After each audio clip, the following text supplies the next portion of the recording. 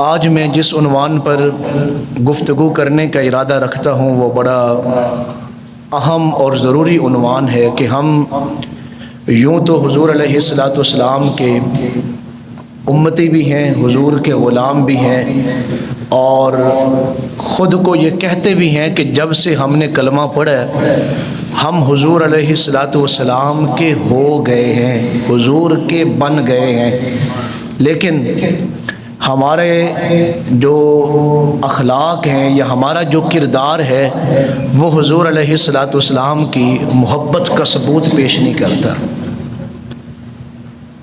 बाज़ दफ़ा तो हमारे अखलाक की ये सूरत हाल है हमारे किरदार की कि जो गैर मुस्लिम हैं वो हमारे किरदार की वजह से हमसे दूर हैं।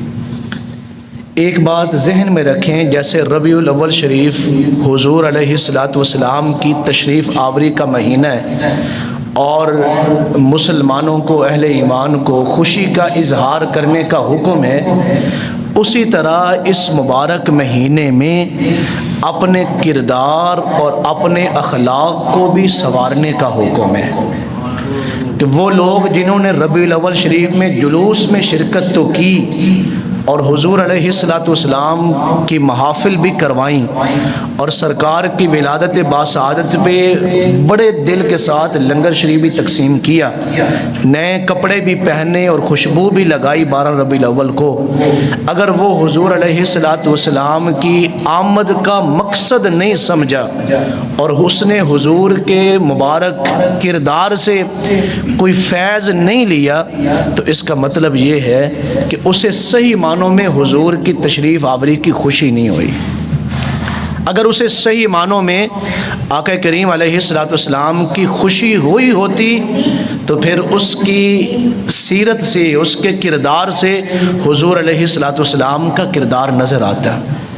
सहाबा किराम रिदवानुल्लाहि अलैहिम अजमाइन जब भी किसी इलाके में जाते या कोई आदमी जब सहाबा किराम से पहली दफ़ा मिलता तो वो बेसाख्ता पूछता था कि आपने इतने आला अखलाक कहाँ से सीखे, आप इतने आला कैसे बने, आप में ये अच्छाइयाँ और ये खूबसूरत खूबियाँ आप में कहाँ से आई हैं। वो पूछने पे मजबूर हो जाता और फिर सहाबा किराम फरमाते ये जो कुछ भी हमारी अज़मतें और शानें हैं, ये जो हमारा अखलाक और हमारा किरदार तुम्हें मुतासर कर रहा है, ये हमने हुज़ूर अलैहिस्सलाम से बराह रास्त सीखा है। हमने हुज़ूर को देखा है और फिर उस पर अमल किया है। हमारे यहाँ सबसे बड़ा जो बहरान है वो अमल का बहरान है। हम अमल नहीं करते, बातें हमारी सुन लें तो इतनी बड़ी बड़ी बातें हम करेंगे। हमारे यहाँ जो महफ़िल होती हैं उस पर करोड़ों रुपए खर्च किए जाते हैं। अल्लाह ताला माफ़ फरमाए, हमारे यहाँ एक एक नात खान की जो फ़ीस है वो 5-5 लाख से कम नहीं, और हम उनको बुलाते हैं और फिर उस महफ़िल की खूबसूरती के लिए कितने ज़्यादा पैसे लगाते हैं। और वहाँ हज़ारों का मजमा है तो उनके लंगर पाक का भी अहतमाम करते हैं, मेहमान नवाजी का, ज़ियाफ़त का। लेकिन अगर वहाँ 5000 का मजमा उस महफ़िल पाक में है, जो महफ़िल पाक सुन के जा रहे हैं, उनमें से 5 लोग भी ऐसे नहीं जिसमें हुज़ूर अलैहिस्सलाम की सीरत की खुशबू नज़र आती हो।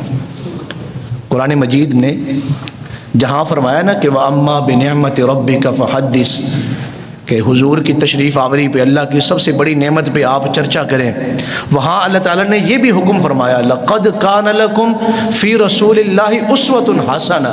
ये वो नबी है जिनके उस्वा मुबारका को हमने तुम्हारे लिए नमूना बनाया है कि तुमने अगर दुनिया की ज़िंदगी गुजारनी है तो फिर इस नमूने के तहत गुजारनी है। तुमने देखना है कि तुम्हारे नबी ने सुबह कैसे गुजारी, तुम अपनी सुबह वैसे गुजारो। तुमने देखना है कि हुजूर ने अपना ज़ोहर का वक़्त कैसे गुजारा, तुम भी अपना ज़ोहर का वक़्त वैसे गुजारो। और तुमने ये देखना है कि हुजूर ने शाम का वक़्त कैसे गुजारा, तुम अपनी शाम भी वैसे ही गुजारो। हुजूर अलैहिस्सलाम ने रात कैसे बसर की, तुम भी अपनी रातों को वैसे ही बसर करो जैसे इमामुल अंबिया ने बसर की हैं। हज़रत उस्मान गनी रज़ियल्लाहु तआला अन्हु आपको खादिम वज़ू करा रहा है नमाज के लिए। दौरान वज़ू जब वो आपके पाँव के ऊपर पानी डाल रहा था तो आप पाँव धोते हुए मुस्कुराए। सहाबा किराम बड़े संजीदा मिजाज थे। तो खादिम ने पूछा कि जनाब बात कोई नहीं हुई, आप मुस्कुराए क्यों हैं?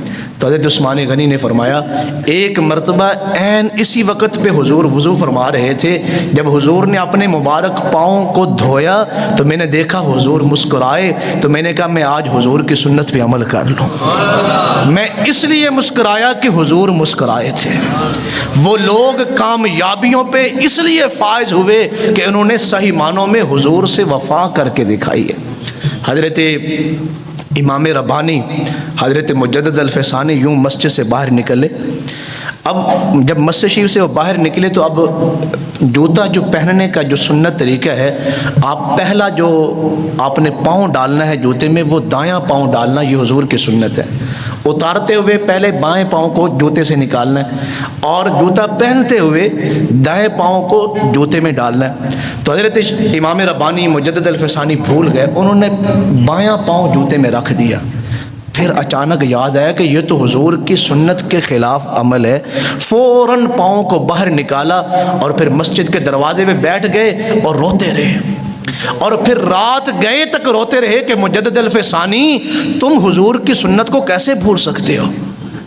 और जब आप ऐसी मोहब्बत करें तो फिर उसके नतीजा क्या होगा। जब आप रात को सोएं, हज़रत मुजद्दिद अल-फ़सानी फिर हुजूर की तशरीफ़ आवरी हुई है, फरमाया मुजद्दिद अल-फ़सानी हम तुझसे खुश हैं कि आपको हमारी सुन्नत की फ़िक्र कितनी है।